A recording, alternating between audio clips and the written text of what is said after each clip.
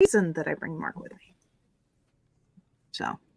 Because of the evil that lurks in the hearts of men. Who knows? The ginger knows. Wah, wah, wah, wah, wah, wah, wah, wah. Wa-da-da. Please release me, let me go. We obviously need Alan Cranston to go ahead and beat some people up. Not in love with Is you it anymore. Alan Cranston? What is his name? Alan Cranston. The Shadow. Oh, the Shadow. That's... What was his name? Alan? Alex? Now I've got to wonder. Alec Baldwin was the actor. I don't know what the name of the character is. I don't know. I have no idea. I also have no idea who's in chat because they're not sounding out. Oh! I was hoping somebody would give me some singing advice. Please don't sing. Do I do it? Lamont Cranston. Lamont Cranston. Thank you, Rick. But yeah, so we're not completely crazy. Obviously, to fight the evil in the world, we need to have Lamont Cranston to have with his double 45s and his fists take care of the evil. No, it's the modern day version. Only the Pablo knows. Only the Pablo knows? It's correct. Ooh. Only the Pablo knows. Ooh. And I am the Pablo. I was about to say, no, Pedro Pascal. Pedro Pascal would make a great Shadow. He would. He would. Look, only my cat makes a good Shadow. See, it can't even find him again because he's disappeared into the ether. It's been that kind of week. It is. The Alec Baldwin movie was somewhat hokey in its way, but it was fun to watch because I've been a big fan of The Shadow for a very long time. A very long time? Well, you are pretty old. Very long time. You are pretty damn old, so it would be a long time. I actually have a set of cassette tapes of episodes of The Shadow lurking around on one of my shelves. Hang on. I've got to find this. I'm surprised they're not an 8-track.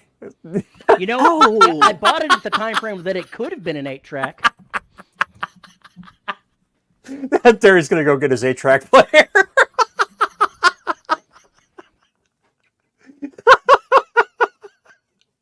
It's going to be that kind of day. I can already tell. Okay.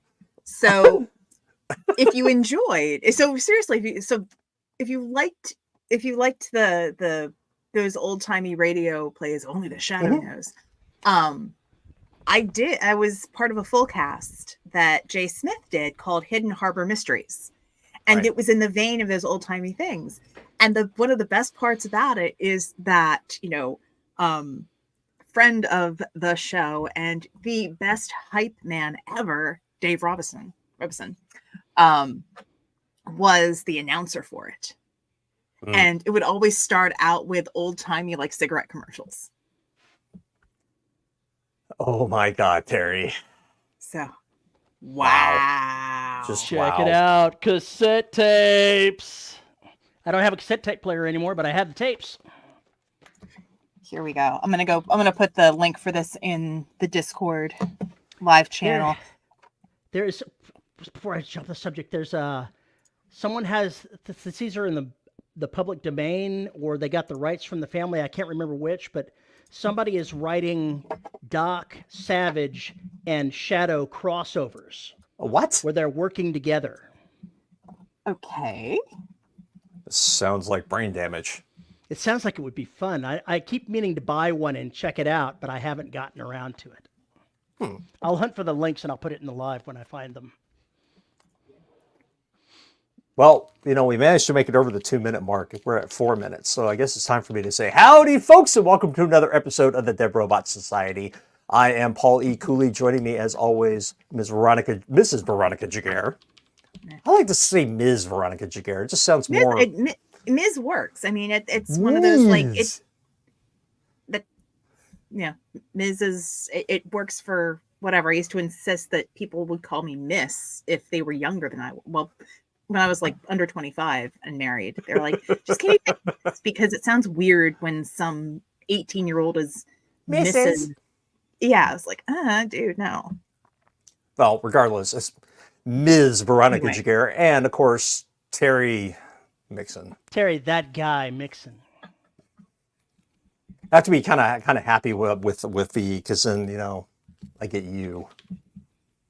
So, Life is harsh sometimes. It is. So going in that vein, V, what the hell have you been up to? I've actually had a really good week, and I feel bad about that. You should. I mean, I managed. So, I've mentioned a couple times, I'm the education director for. Sorry, I'm the. Okay. So the Professional Audiobook Narrators Association, or PANA. We've got a continuing ed arm of it, and I'm in charge of it, or I'm the director of it. And we had our first webinar for the year, and it went really well. We had like 75 people show up for it, which is unheard of. That was like more than a quarter of the membership. And the speaker was great. It went really well. And I was terrified the entire time because I was like, oh my gosh, something's going to crash. It's not going to work. Zoom is going to break on me. But it worked just fine. Except I forgot to press the record button until about 3 minutes in. So, not something I can fix in post, but but it went really well. Good. And I wound up getting paid for some gigs that I'd done, which is nice. Cash flow is nice. And the author wants to book the next 2 books in that series. So more work. Excellent. And then I'd sent 2 auditions last week, and I got an email earlier this week, and I apologize for everyone, on the East Coast, if your small animals jumped or there were windows shattering, because I shrieked with delight because I actually got cast, and it's my first book with a large publisher. Yay! So it only took 13 years from the first audiobook I narrated, or 7 years from when I went, 6.5 from when I started going full time. But yeah, so I'm looking forward to it. I'll get the script soon. Usually they say that you can't talk about the book when they're from larger publishers, but I'm excited about it. It'll be fun. It's nonfiction, so I'm not sure if anyone's going to want to listen to it, but I am going to enjoy that heck out of recording it. Oh, cool. And yeah, I've had a pretty decent week. Yay. How dare you? I'm sorry. Mr. Mixon. Before we get to what I'm doing, go into the live and look at the second link I sent you there, and look at this selection of different pulp stuff that this guy is putting out. I'm assuming because either he's got permission and or public domain things going on, but all kinds of stuff here. Pulpy. Tarzan, the spider. Spicy Zeppelin stories. Who doesn't need a spicy Zeppelin story? A spicy Zeppelin story? Mm-hmm. I'm totally unsure what a spicy Zeppelin story is, but now I am intrigued. Now I'm I am scared. too. I'm very Unfortunately, scared. it's only got 4 ratings. Well, this isn't on Amazon. It's just a listing of books. Or is it on Amazon? I can't remember what I saw. No, this is Well, not I clicked on it. It Amazon. went to Amazon's. Yep. Really? The second link? Oh, the first one. Yeah, the second one. The second one's the books. Okay, gotcha. I see. Oh, wow. Wild Adventures of Sherlock Holmes. Which just became public domain. Huh. Interesting. At least in its entirety here in the U.S. But yeah, who doesn't love a little pulp? As for me... It's all something orange juice. Yeah, there is that. That's not my thing. I've been sick the last couple of 3 days, had fever, chills, that kind of nonsense. Then I've got an eye infection, so that's why I keep messing with it. Even though I've got antibiotic in it, it still is leaky. Leaky eye. Can't see clearly out of it. Haven't written a whole lot. Haven't done anything a whole lot other than rest in bed and be grumpy, because that's what guys do when they're sick. They get grumpy in bed. I did have some interesting fever dreams before going to sleep the other night, and came up with 4 really interesting, powerful scenes that I'm going to include in 2 in the Last Hunter series, and 2 in the upcoming series that I'm going to use that I jotted down that actually stood up after having them. So I'm pleased with that. Who doesn't like it? It's like maybe my brain was super clocked. That's it. It turned the processor up a couple of notches because of the fever. Just a couple of notches. A couple of notches. Don't want to burn out that CPU. So basically, you're convalescing, is what you're telling me. Yeah, and I'm still not quite done. My wife has eye surgery on Monday morning, where she's going to get the lenses in both eyes replaced. So very exciting there. She'll have some recovery, sleeping with goggles to make sure she doesn't mess with anything, and it'll improve her vision tremendously from where it is. And I've already taken advantage of that by buying a scary mask to wake her up with the next morning. It's my favorite. That's one of my favorite bits from Futurama. I actually didn't buy that, but because I'm not that mean, but I would think about it. Wow. I don't know if you've ever seen Futurama. One of the first episodes, or one of the later episodes, they're basically people get frozen and they get brought out.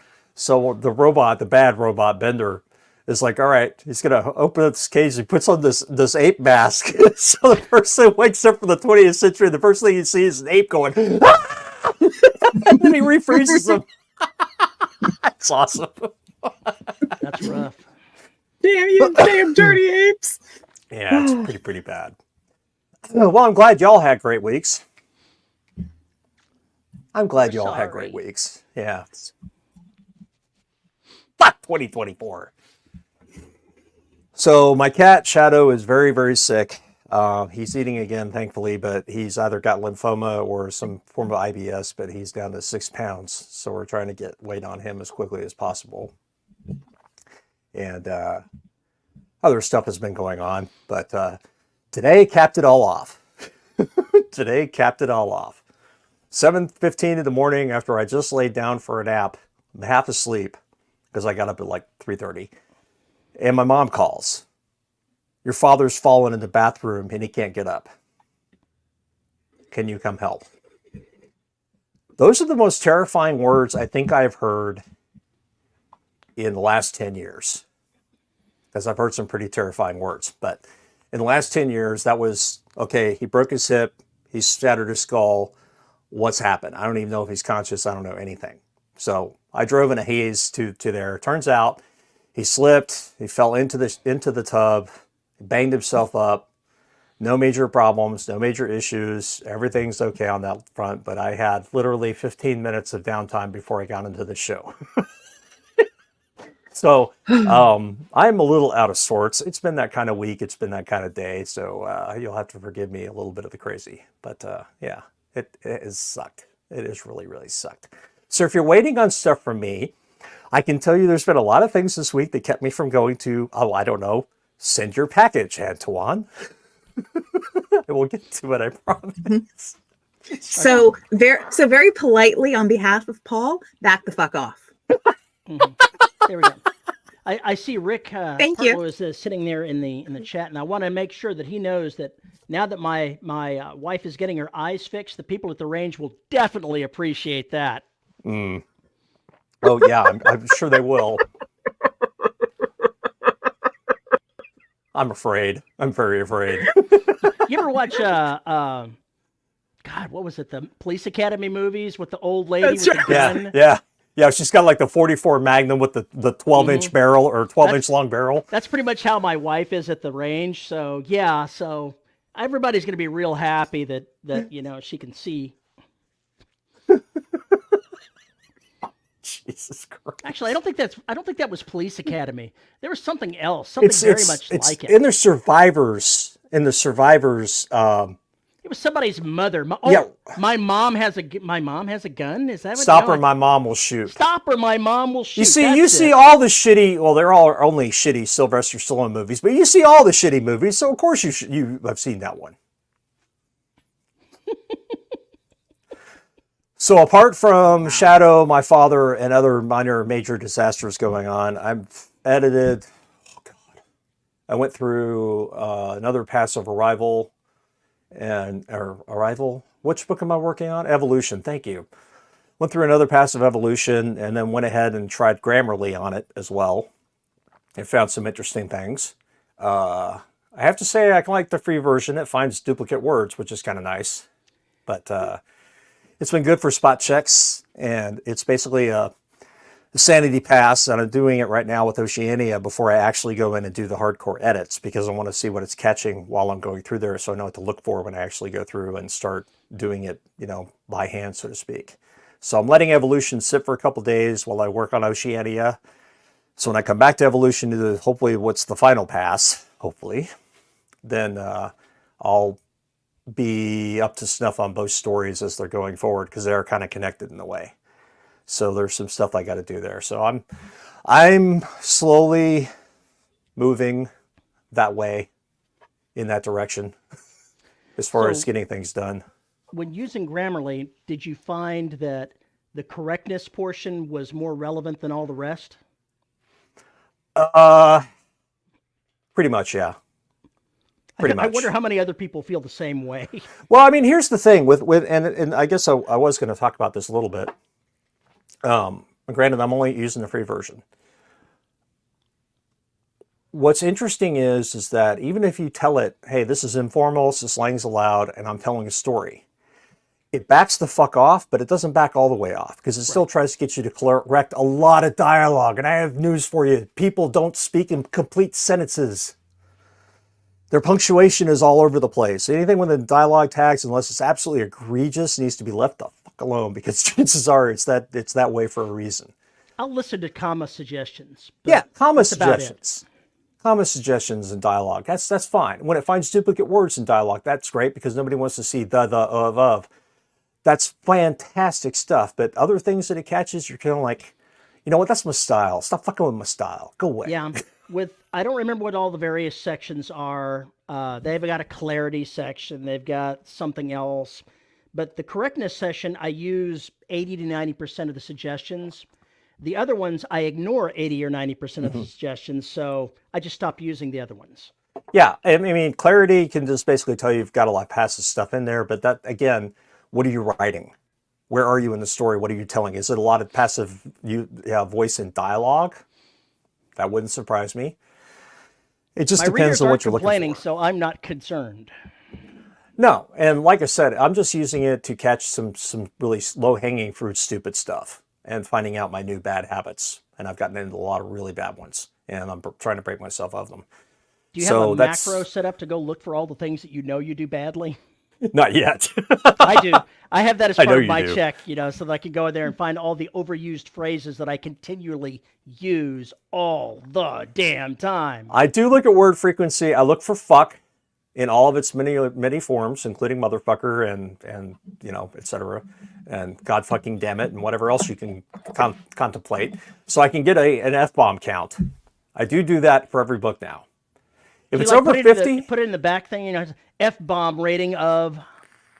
Yeah, if it's between 50 and 100, I'm doing good.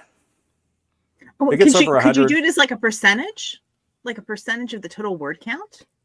I mean, that could be a badge of honor for you. Well, in Jake Bible's perpetuity, I think it was 1/10 of 1% was F-bombs, with something like 200 and 350 of them. And that was in the first chapter.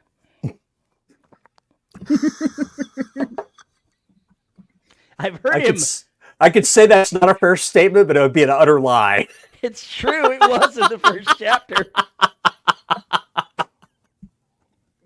Those 4 keys got a lot of work. So I'm still putting together my list of bad things like hyphens. I'm terrible about hyphens. Just absolutely god awful about hyphens. Yeah, I usually pay attention to the hyphen suggestions as well. Oh, god awful about them. I got to tell you that Grammarly, for doing that sanity check of passing through and looking for that kind of thing, just using the correctness part is helpful for me, because I dislike sending the editor a product that has flaws that I could have fixed. Right, and that's what I'm trying to get to, is so that when beta readers or whomever gets this next draft, there's nothing low-hanging. Everything should be, wow, this is really a fuck-up in plot, or this is a fuck-up in who's speaking, or something along those lines. The stuff that Grammarly can't catch. See now, JR says Yeah. all those participles are left hanging. All Yep. I can see is a scene from the movie Oscar where Tim Curry is talking to one of the mobsters and going, "Oh, such and such, your participle is dangling." And the guy looks at him like this, and then he turns around and is like looking down at his pants.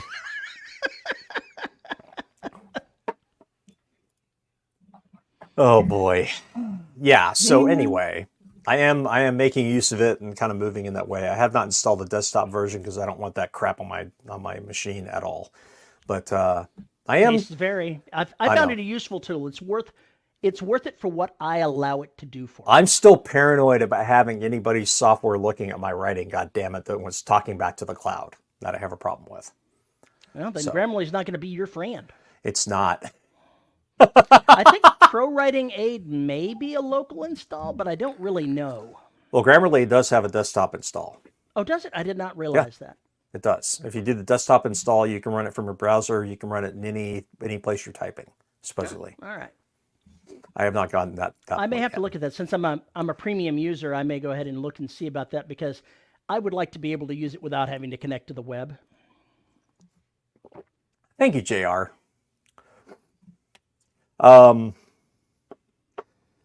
So that's been my productivity trash heap of week. Productivity trash heap of week, something like that. We can't even begin to.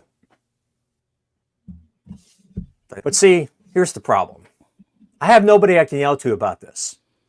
It's untrue. I have You nobody I at can me yell all at. the time. You can yell at me anytime. I have no one I can hold accountable for this. I have no one but the universe to hold accountable. That is unsatisfying. I want a face. I want a body. I want an organization. I want a whatever that I can You sit want a there. target. A target. That's right. I want a target that I can pop bullets at, So- that I can smash my fist into and say, you are the problem. You are the reason my life sucks. Fuck you and everything you stand for. I don't have that. Is it Spectre that you're looking for, or is it the guy that with the Hello? shoe, the enemy with the shoe? That guy. It's a Spectre you're looking for.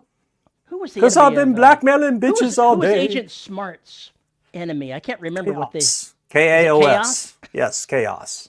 Agents of Chaos. I mean, I was thinking you could even go far as if you're going to yell at Terry, just take it a step further and you're like Inspector Gadget and Dr. Claw because all you've got is the guy petting the cat. Yeah, but you know, his voice is way too high for that. We need to dial it down. There it is. Start speaking like this. I don't know if he's got it. Screw you guys. I'm going home. Exactly. Why no, Mr. Cooley. I expect you to die. I do, Mr. Cooley. I expect you to write. What I'm really trying to say here is I would like an antagonist whose ass I could kick and blame for all this. Oh, no, wait a second now. What kind of fun is being able to kick the antagonist's ass? If you're going to have a decent antagonist, they've got to have some staying power. You can't just walk up and kick the antagonist's ass. He's got to be a threat that you run around. 2023. But that's not a real villain. Fucking 24. Oh, bullshit, they're villains. 2023 is not a No, no, villain. no, no. It's a nature survival thing. You're having to survive nature. Yeah, that's a nebulous monster in the house. That's the mist. That's in not the house. tangible. That's not a tangible being that can be defeated. Well, that is And there's you froze with you were like this. It was great. who, Paul or me? You were like this. Sweet. Screen grab. But Mean. oh dear Lord, now. But I think that's because a lot of times you write stories and it's, protagonist versus the environment, protagonist versus time, protagonist versus Paul versus the the apocalypse. volcano. Yeah, but it's not, sometimes you just want good guy versus bad guy. And you got to make a bad guy that's worthy of your good guy. But Well, obviously, this bad guy is too overpowered for me. I'm not fighting the good fight well enough. I'm getting You trounced obviously did a under. villain like John Wick. Need a villain like John Wick? No. No. He's not a villain in the movies, but he needs No. a villain like that that is unrelenting. a tenacious villain. I call that time, fate, disease, those kinds of things. Time, fate, disease, John Wick. Yeah, John that Wick, sort of yeah. fits. Yeah, it just kind of fits, yeah. That's, if cancer doesn't get you, John Wick will. It's just, a matter of time, really. So, how do I encapsulate all that I loathe and hate about the year 2023 and distill it into a force that I can put into a book? How do I distill all of that horse shit into an antagonist that I can toy with and mess with in a book? How do I do that? Absolutely easy. I know exactly how you can do that. You go ahead and you turn it into a giant bureaucracy that different pieces of it just keep fucking with you. Every single thing you try to do, a different apparati from the bureaucracy continues to fuck with you. That's how you do it. That's now. But there has to be somebody at the top pulling the strings. No, that's the fun with the bureaucracy. There is nobody pulling the strings. Inertia is the enemy. Inertia and momentum, or that's the enemy. And then also, if you're unlucky, inefficiency coupled in with all of that. Be there too. There's a reason why the British have so many jokes about bureaucracy, because holy shit. Well, they've had a while to let the bureaucracy settle in. Mm. Yeah, you say that. Oh boy, I'm afraid that's simply not done.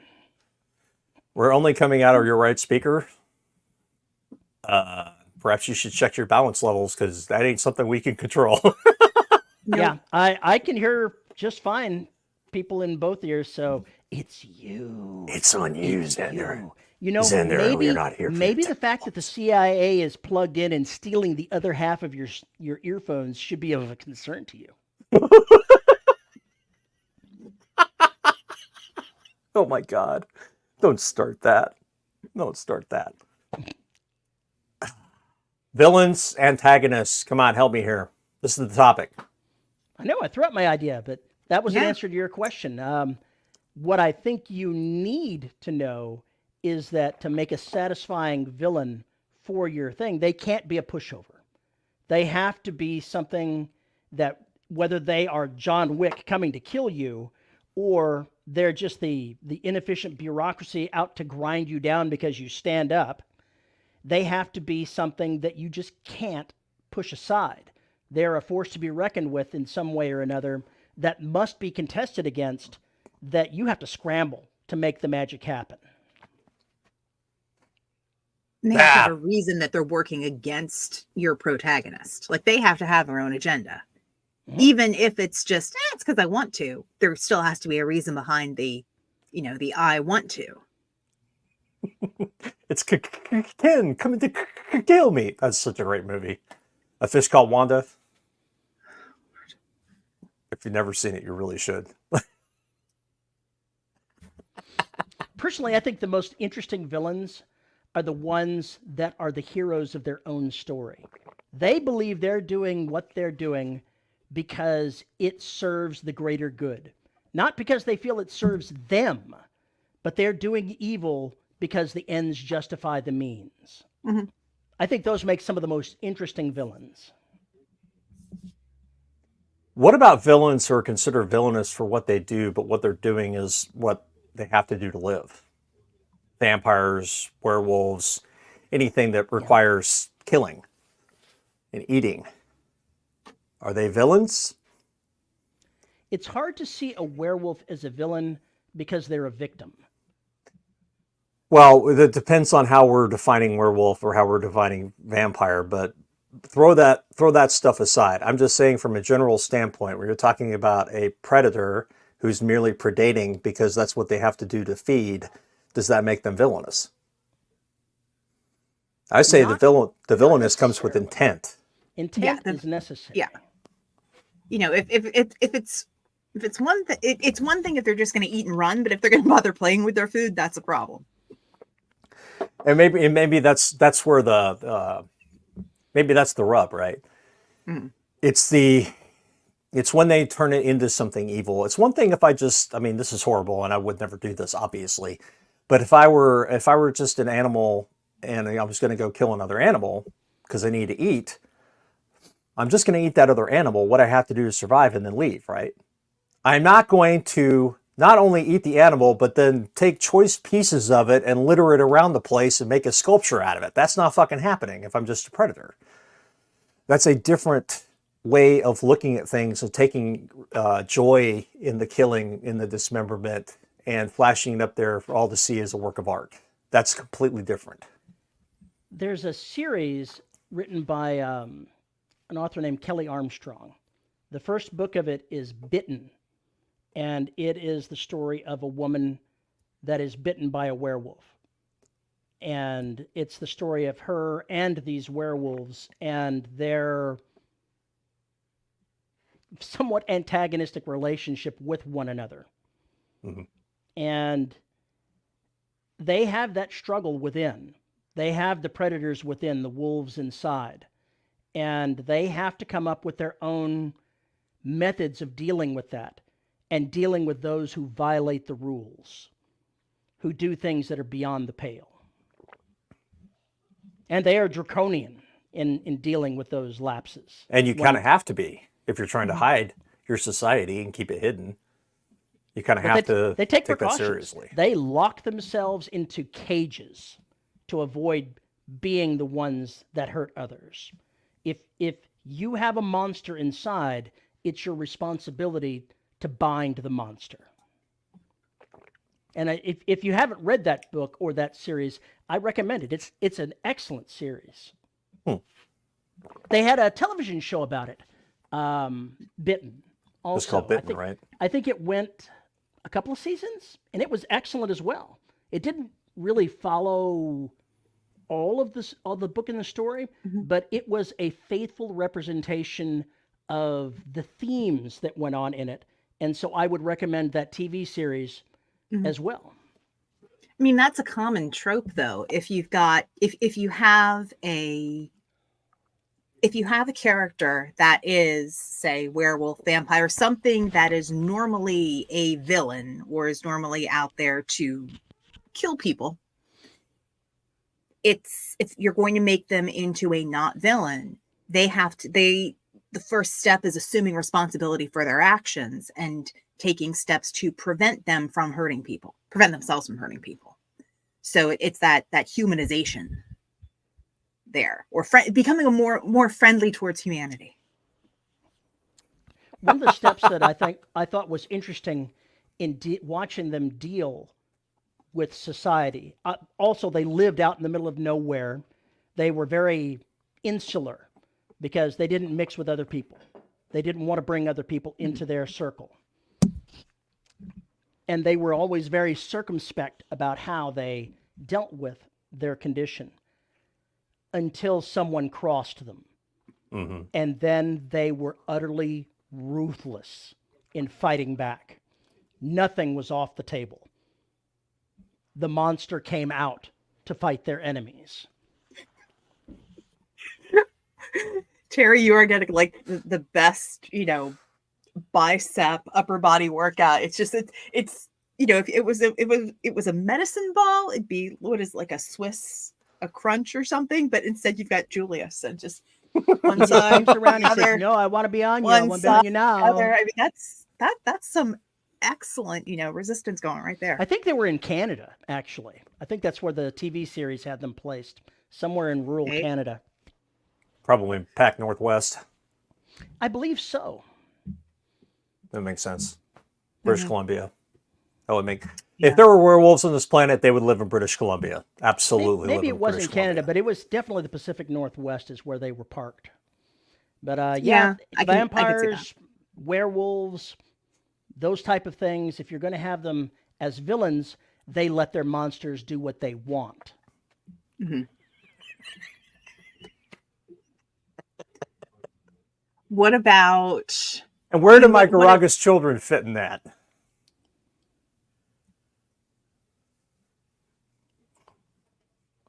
That's a great question. Because then, I mean, it's in some of those cases, you've got characters who want to be good, but something inside, or some deep-seated um, feeling, convention, drive. You're trying to. It winds up being a case of self versus self, and trying to contain the monster within. And are they going to turn or not? Or are they going to work against their nature or for their nature?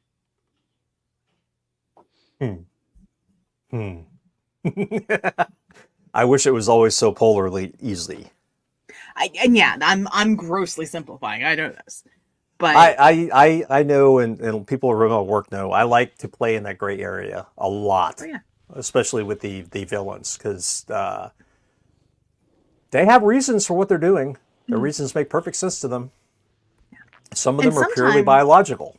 Yeah, and sometimes the way that you make the way you have like tiers of villains or tiers of antagonists, where you have someone who starts out maybe in the first act. Well, bleh. I know I have gross simplifications. Oh, it's so disgustingly gross. Like, gag me with a spoon. Don't ever do that again, please. Like, oh my God, why? Oh, as if. I want to totally see. I want to see the surfer dude werewolf, dude. With the fangs, dude. I think I actually did that in the episode of Angel or Buffy. I don't remember which. It was a surfer vampire. I don't remember, but I just remember fangs and guy going, dude. I can see that. I could. Yeah. Anyway, but the idea of having, your first act, you introduce someone who appears to be a villain, or maybe in the first book, they're a villain, and then the only way that they get redeemed or shifted over to help your protagonist is by introducing an even worse villain. And so you have degrees, because that's pretty common in series, where you introduce somebody and it looks like you've solved the problem, but oh no, there's a larger, shadow back here that's actually pulling all the strings. So if you look at E. Doc Smith's Skylark series, it's a 4-book series, and the protagonist, Richard Seaton, is a smart, capable, good guy. His opponent is Mark C. Duquesne. I think I pronounced that right. DeQueen. It looks like it's all spelled like Duquesne, but it looks like, I guess it sounds like DeQueen. Anyway, continue. Duquesne? I'll look it up. Duquesne. Maybe that's what it is. Duquesne. In any case, at the end of those 4 books, the hero doesn't have what it takes to do what is necessary to end the great evil. He fails. His own emotions and goodness get in the way of doing what is necessary to end the threat.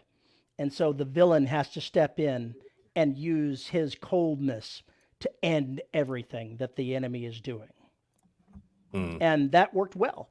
It even though it's pulp and the characters are all two-dimensional, it worked well for the story because the villain wasn't an enemy of humanity. He had a different idea of what was best for humanity. And so he would oppose Seaton and his people trying to do what he thought. But when the bigger enemy threatened mankind, the gloves came off. He worked with his enemy and he destroyed them. This is where I find so much fun in fiction in general, is you start pointing out all the problems with your protagonist, whoever they might be. They may have some screws loose. They may have, some personality problems. They may just be an asshole. But that's still a likable character if you can make them likable enough. But then I always try and go at it with the same possibilities with the antagonists. I try and make them fun. Try and give them a sense of whatever I can to make them more unreal in some cases, and in other cases, super real, super mundane. You want them to seem like mundane people when you meet them. You want them to seem like the average neighbor across the street. It's only when you start asking pointed questions It's only when you start straying too far into their domain. It's only when you start putting a target on yourself by asking too many questions that nature starts to show itself. And we really get the ideas of that. If you're just writing from the point of view of the protagonist, you don't have a chance to see a lot of that stuff necessarily. You have to play with it a little bit differently. If you're writing a book where you're writing the POV from both the protagonist and antagonist, then you've got a different kind of cat and mouse game going on. Because you have a wonderful chance for suspense where each one of them thinks they know what the other's doing and they're both wrong. Mm-hmm.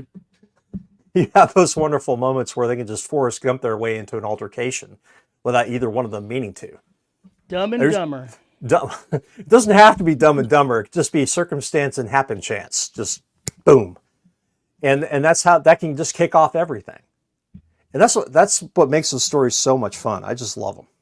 I just love it when you come up with an idea where you have a chance to tell both sides of the story without necessarily picking a side.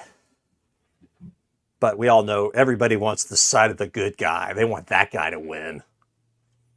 There have been times where I have rooted for the villain. Yeah, same. When I read the first book of The Strain, by the end of the book, I was rooting for the vampires. Why do you keep shitting on that series? You know I love that series, and you keep shitting on it. The characterization of the heroes was just so whiny. Oh my God, I could not stand it. There's only one character in there that whines. And that's F. The main character. He's a main character. He's not the main character. He's the primary face of the good guy's side. So yeah, by the end, I was rooting for the vampire. If you're reading it that way, you root for the villain in the black. Damn, you must hate those characters I make. Well, that'll all be coming to an end at some point soon.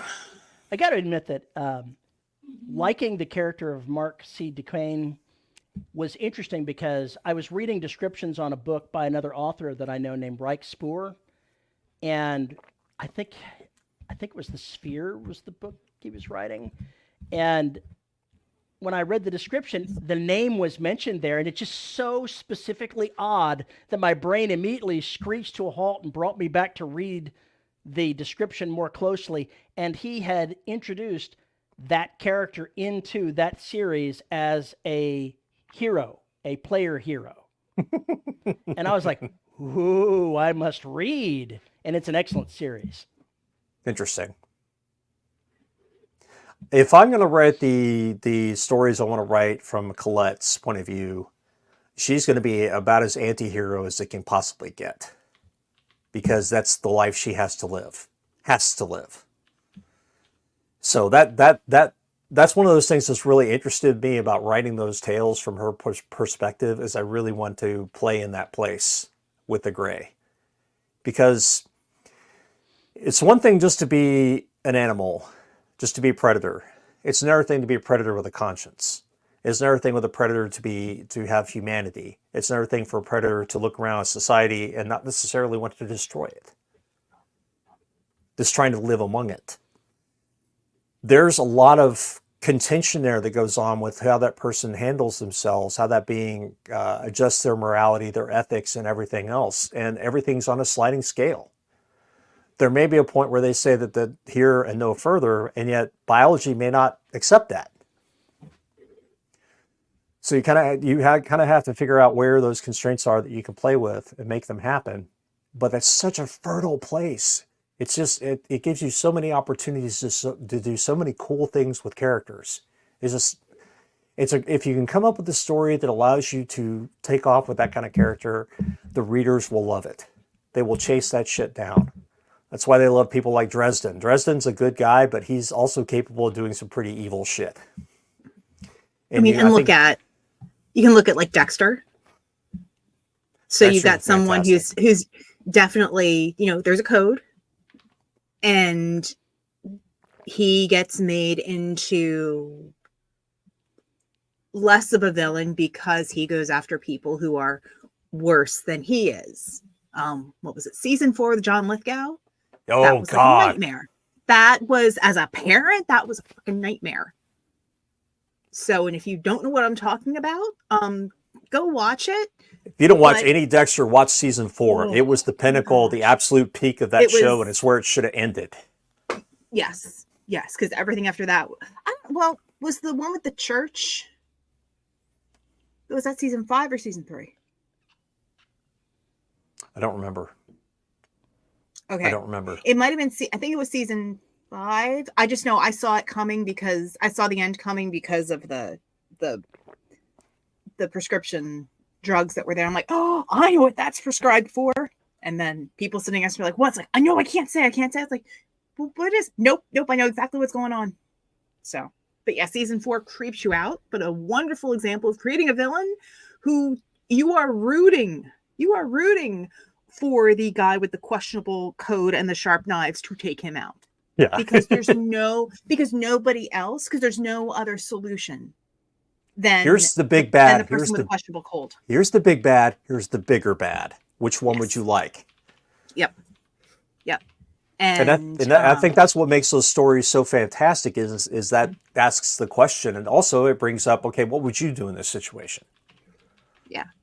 Or when you wind up having a villain, it's like you said, you have someone with questionable morals or who has license to do terrible things because they're not active, because they can advise on it. I mean, Silence of the Lambs and Hannibal Lecter.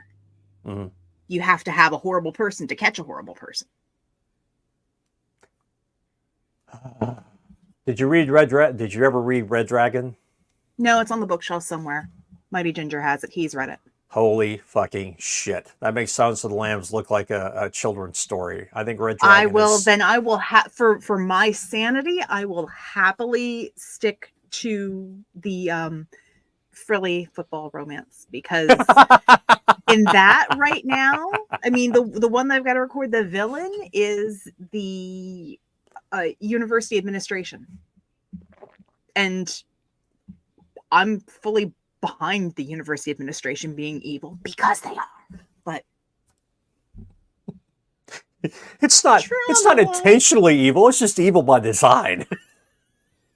Both. So, But yeah. JR was making a crack there. I saw about Princess Kelsey being the villain. Veronica knows, maybe many of the other readers don't know because they may not have read the omnibuses and gotten the stories that were included in there. But there was a time where she crossed the line and she did bad things to bad people. Yep. There was blood involved. There was lots of hunting down people and killing them. Mm-hmm.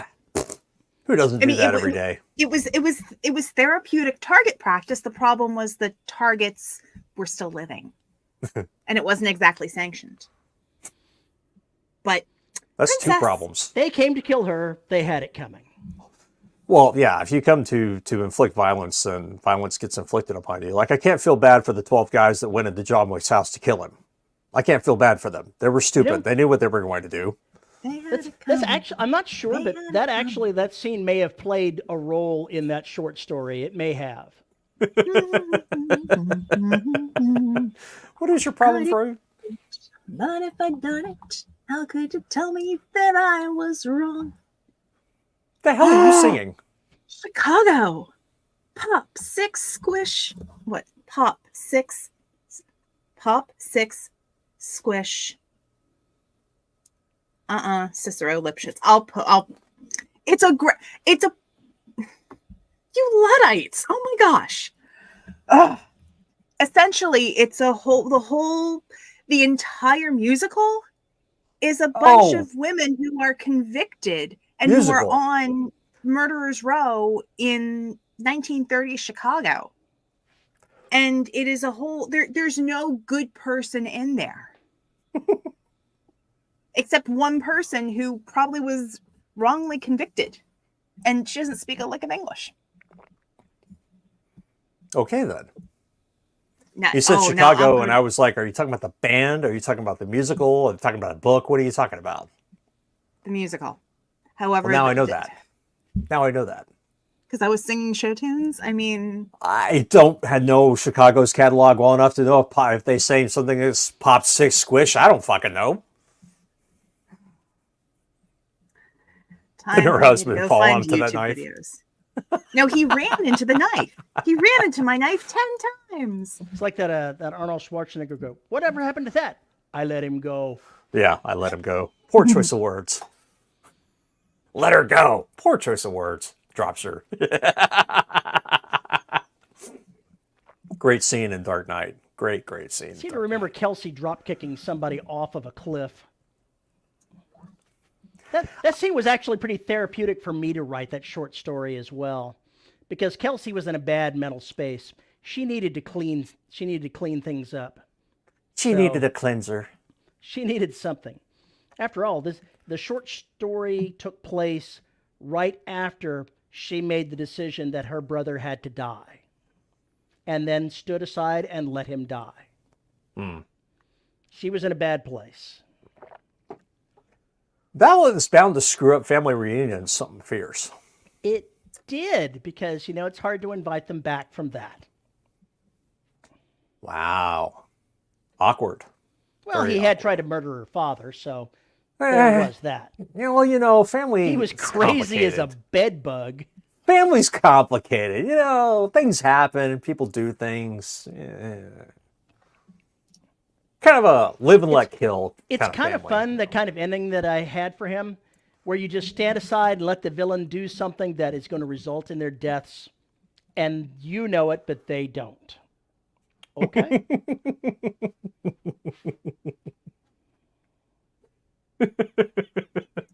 There's a scene in Star Trek II, The Wrath of Khan, where Khan has them dead to rights, and they're trying to figure out how they're going to get around him, and they come up with using the prefix codes to take control of Reliance shields and drop them.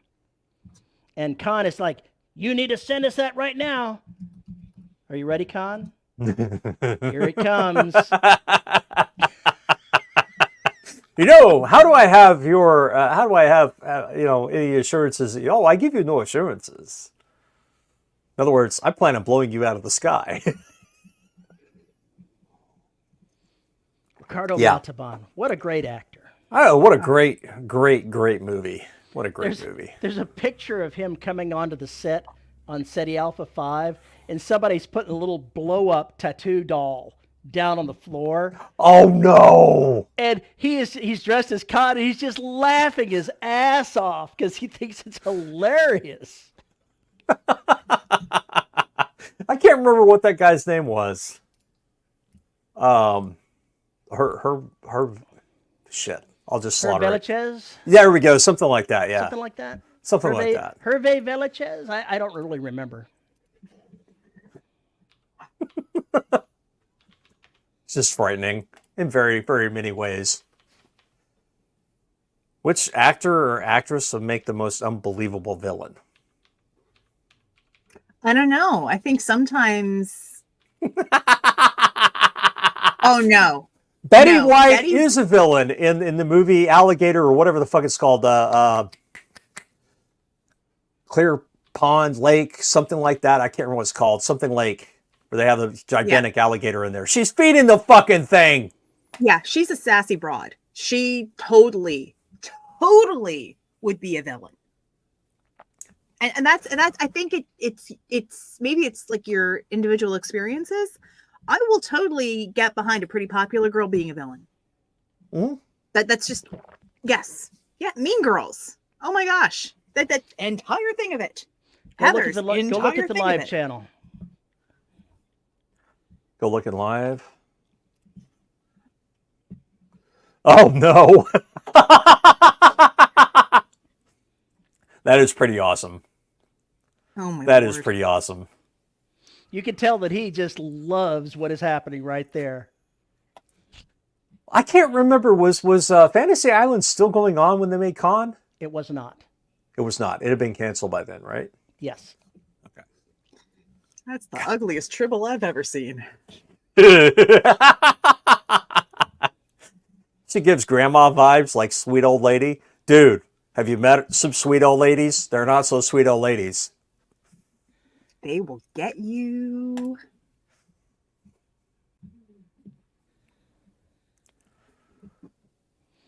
I mean, if you want a good example of that, what was it? The movie Election had Reese Witherspoon as Matthew Broderick. Versus Matthew Broderick, and those are two ridiculously, wholesome actors who are generally cast, in leading roles, and now one of them, who has America's Sweetheart vibes, villain. So, and true, I mean, from an actor standpoint, villains are fun to play because you can play them and then have no responsibility afterwards. Yeah. All the emotion, none of the consequence. So, going back to Wrath of Khan, Khan as a villain is one of the best villains, fictional villains, that there was, because he has concrete motivation, revenge. He has been wronged. He has a reason to be pissed. He's got a reason to be pissed. And Kirk bears that responsibility. They never came back to check on them. He promised they would come back. He never did. He never did. He let the ball drop, and this happened. So he's a righteous man that could have been turned, probably was turned to something more peaceful until things went bad. And so the audience can live inside his head and understand the need for revenge. And they can sympathize. And that sympathy is what makes him a good villain. There's that crushing scene where Chekhov's got the earwig, and he tells Kirk, he blames you for, and he can't even get the words out before Kirk says, I know what he blames me for. And it's that moment where you get even as a shitty actor as he is, you get the brunt because of the what you know about what Khan has gone through and what Kirk knows now. And you can see it. Even as shitty an actor Shatner is, that comes off. It's conveyed quite well in that scene. Because it's not a throwaway, don't bother me with this. It's like, I know. Don't fuck with me. I know. Well, you could have taken that entire script, that entire story, and flipped it around. You could have kept the characters exactly the same and just said, I want it to end. I want the audience to see Khan as the hero and Kirk as the villain. Mm-hmm. You wouldn't have had to redo the characters. Nope. You would have just had to introduce a couple more scenes that build up for Khan versus Kirk. And that's it. And I think that qualifier, if you can do that with your villain, and it would just be a couple little things, where your story goes, that makes a good villain. That makes it's a well-rounded villain. And the story had consequences. Oh, big time. Died. That was a true shock watching it as it happened in the theater. I was utterly blown away when that happened, when I realized they weren't going to pull back. Yep. They were going to do it. Yep. And I was like, holy shit, what am I watching? For those of us who grew up on original series reruns, that was... Spock dying was huge. It was like, what the fuck? You did what? And then they actually buried his ass at the end. You're like, oh my God, what the fuck happened here? So I remember that hit me really hard when I was 11 or 12, whenever that movie came out. It was a pretty big punch. Pretty big sucker punch to the head. So it would have been like Luke Skywalker dying, is basically what it would have been like. It would have been like Chewbacca dying. Or Chewbacca dying. Yeah, maybe that. Or maybe Han Solo. Regardless, it was Carbonite. I don't count that. You didn't know you can kill the good guys? Oh yeah, you can kill good guys and do it all the time. You absolutely can kill the good guys. I mean, Top Gun. Goose had to die so Maverick could keep going. It's usually not the primary good guys. There are consequences for killing a beloved character. David Weber originally saw Honor Harrington dying near the end of what he saw as the series. But as he approached that point, he decided that he would be lynched if he actually did that and changed it. I mean, I've gotten. I know with Sick World Chronicle, we killed off a hero character that fans loved. I wrote the entire scene except for like the 2 sentences where Handsome Devil died. I choreographed the whole thing. I had Google Maps open. I blew up the parking lot of the Varsity in Atlanta like nobody's business. I could tell you exactly what fire station. But like was a coming poor to rescue. marksman, you keep missing the target. Sorry. Another Wrath of Kong quote. But when it came down to actually, like, I didn't want to take the responsibility for, offing a character that people really, really loved. And so Misty wrote those sentences. But yeah, and still to this day, I wish I hadn't killed off Handsome Devil. Well, the cast was huge and we needed to pare stuff down. It made the most sense.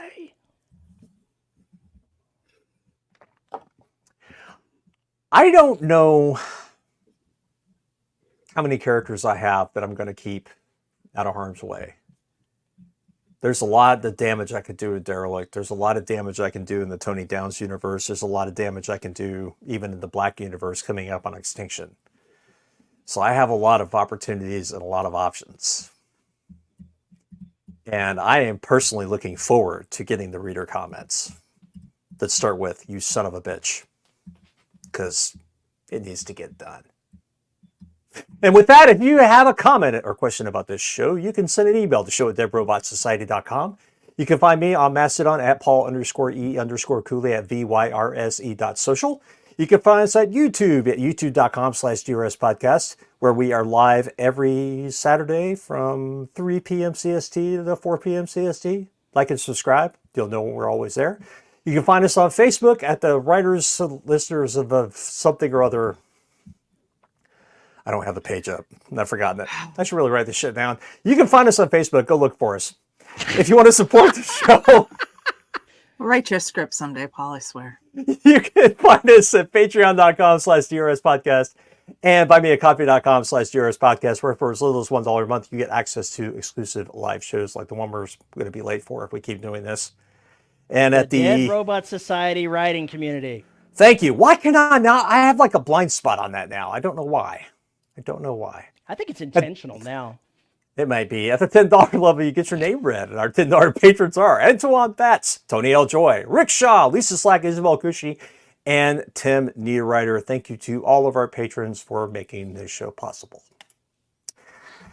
And that, we're out of here. And for those of you who are patrons on Patreon and BMAC, we'll see you guys in 7 minutes. Enjoy your Saturday, folks. Go Texans. They're probably